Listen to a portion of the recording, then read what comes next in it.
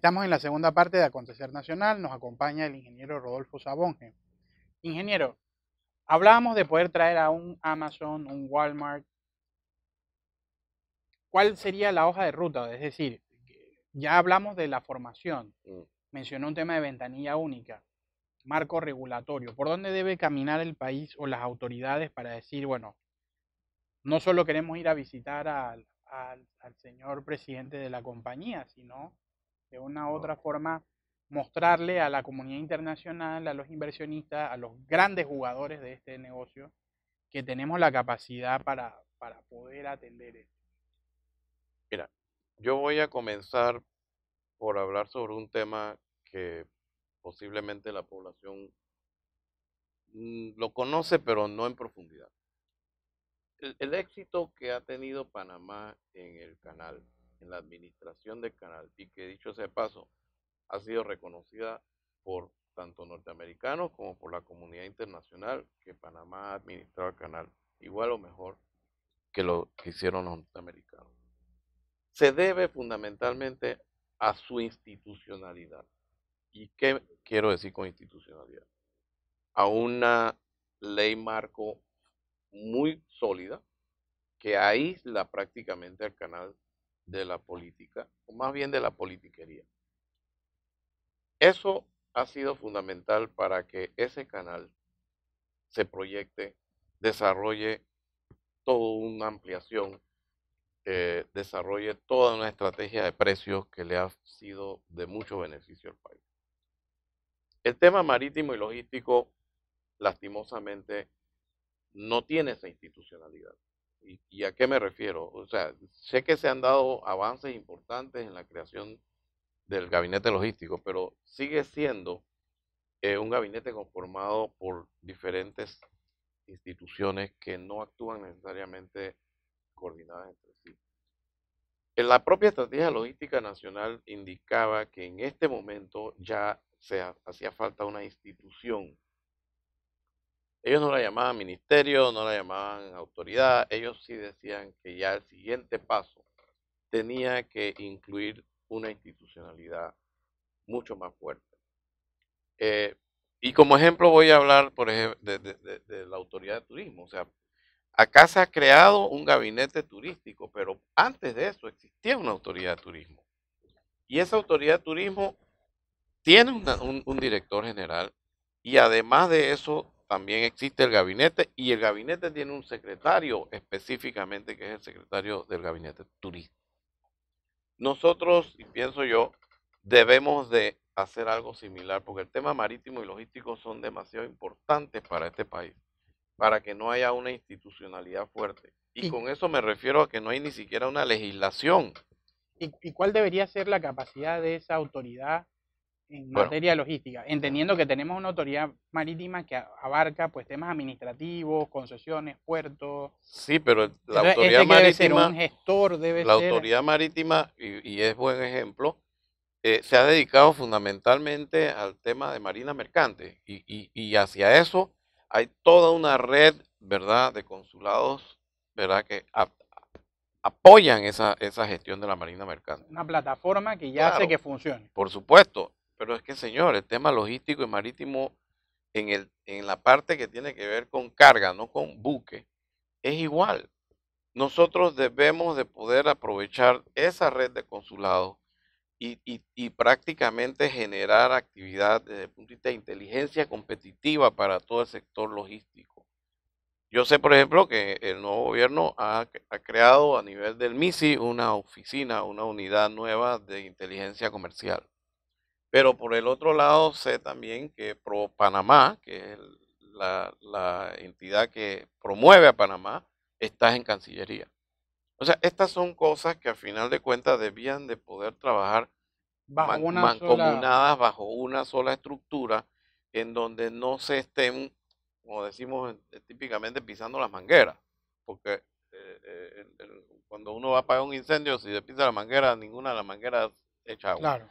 Entonces nosotros, el tema cuando hablo de los procesos y la parte tecnológica, eso también debe estar bajo un solo paraguas. Y con capacidad de decisión y de poder generar los cambios que se necesitan.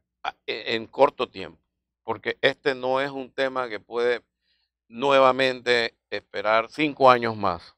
O sea, nosotros no podemos estar hablando de que dentro de 20 años seremos un hub. No, el tiempo ahora mismo se mueve mucho más rápido. Nosotros tenemos que estar hablando de que antes de que termine este periodo ya debemos estar posicionados.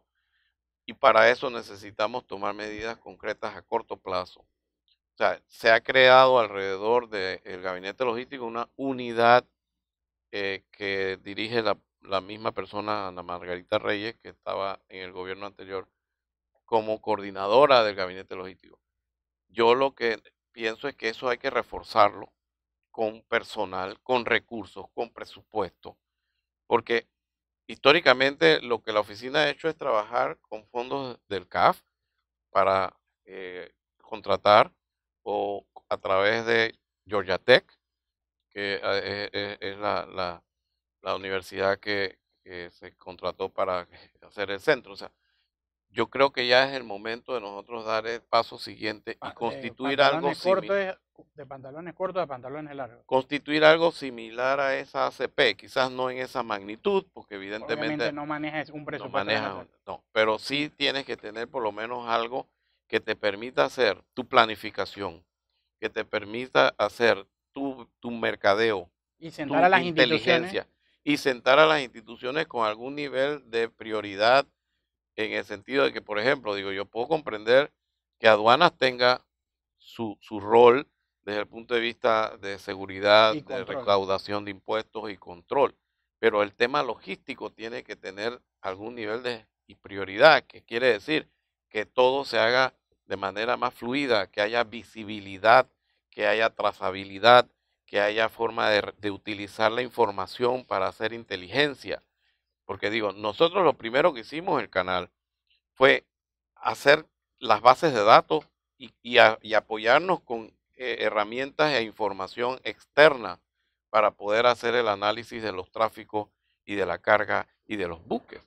Hicimos la segmentación del mercado, porque todo eso es parte del poder aprovechar mejor lo que uno tiene. El mercado no es homogéneo. Entonces uno tiene que atender las necesidades del mercado dependiendo de cada una de esos grupos. Y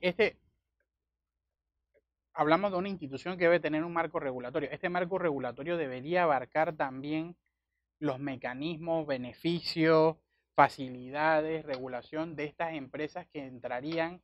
Obviamente son multinacionales, pero pienso yo que unas multinacionales inclusive que están por encima de la categoría regular, o sea. Por supuesto, y ahí sí quiero hacer un paréntesis. Nosotros en nuestro momento histórico, cuando íbamos a recibir el canal, en los años 90, decidimos lo mejor para desarrollar la industria portuaria en Panamá, que fue otorgar todo en concesión. Pero nosotros tenemos que comprender que cada vez que nosotros hacemos algo así, en efecto le estamos entregando a un tercero la posibilidad de explotar nuestras ventajas competitivas, que en este caso es nuestra posición geográfica.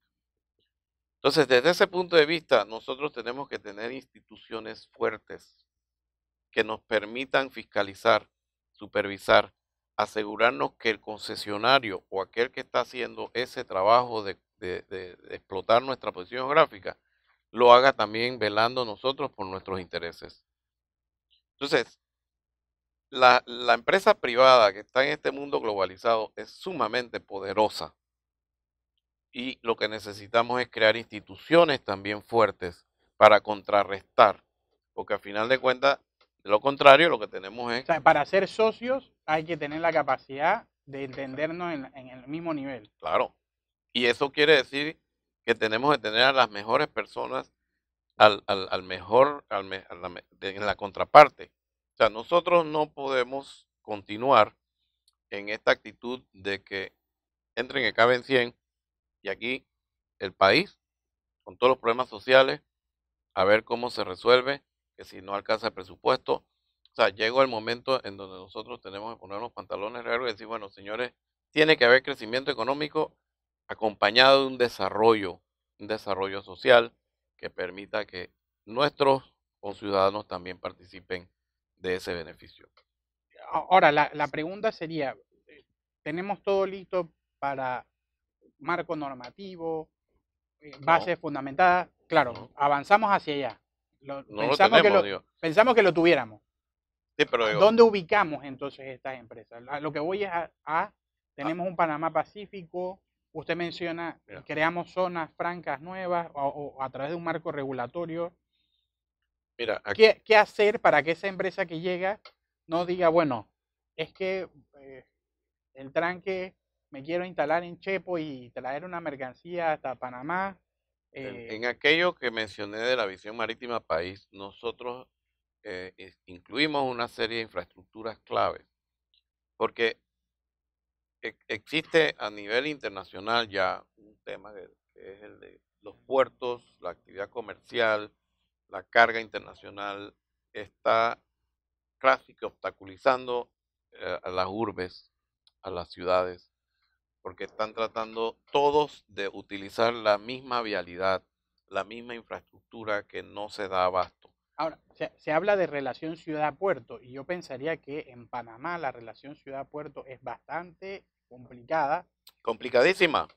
Esta fue una ciudad que no creció de manera ordenada, en donde recibimos en su momento, gracias a esos tratados que nos dieron la soberanía, todas esas extensiones de tierra y no tenemos un plan, ni una zonificación, ni alguna para que forma la de actividad no asegurarnos que la impacte de actividad... forma negativa. Exactamente. Y eso es algo que se trató de hacer en el gobierno anterior a través de una encomienda que se le dio a la autoridad del canal, que era que desarrollara el plan maestro de la región interoceánica. Ese es un insumo que yo no he visto ahora mismo que se esté utilizando. Yo pienso que nada más era un insumo, por eso fue un estudio que había que socializar, había que compartir, había que debatir. Eso no se ha hecho. Pero en la medida en que tengamos, por ejemplo, una UABR que está viendo la forma de mercadear o comercializar tierras y áreas que no necesariamente tienen la vocación adecuada, vamos a seguir entorpeciendo esa zonificación. Nosotros tenemos que hacer una pausa y planificar. Y en eso entiendo que el nuevo gobierno viene con la creación de un instituto de planificación, que yo espero que uno de los primeros temas que tenga que tratar es la zonificación de la región interoceánica, porque es caótica. Y de la tierra del Estado en general. Bueno, en principio, sobre todo mí, para que la región metropolitana, desde el punto de vista de Colón. Porque digo, aquí la realidad es que de repente tú te encuentras un camión que va por toda la transísmica y simplemente... Sí, sí. Digo, el accidente que ocurrió recientemente de un articulado que se llevó 38 carros. O sea, es que nosotros nada más tenemos que utilizar cualquier avenida en Panamá y encontrarse uno con un camión con 2 contenedores, que quién sabe qué es lo que llevan, y eso precisamente es algo que debe de atenderse. Nosotros debemos tener vialidad dedicada a carga y las para vías asegurarse. Estas que van a lo largo del puente, que van hacia el puente Centenario o que conectan.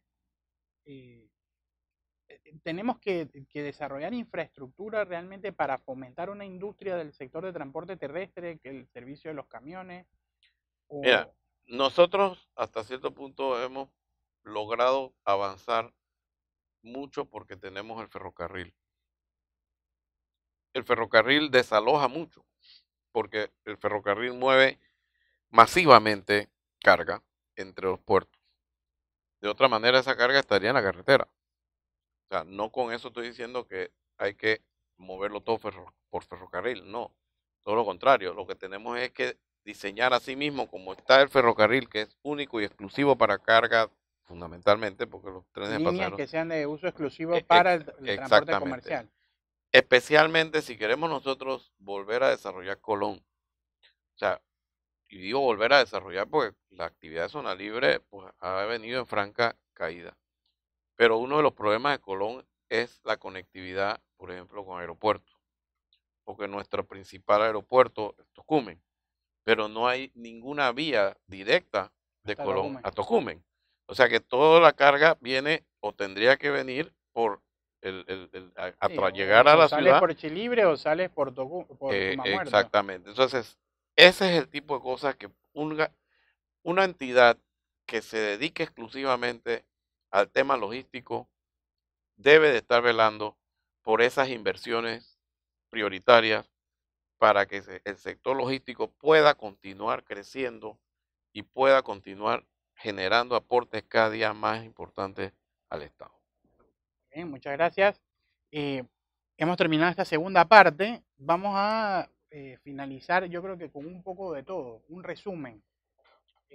Creo que hemos podido ver cómo se debe, cómo está integrado y cómo se debe integrar, cuáles son las oportunidades. Y creo que ahora hay que validar entonces cuáles pudieran ser estas acciones prioritarias, cuál es el reto de cada una de estas instituciones, cuál es la voluntad que hay que tener, sobre todo para que estas ventanas que se pueden abrir para el país sean aprovechadas.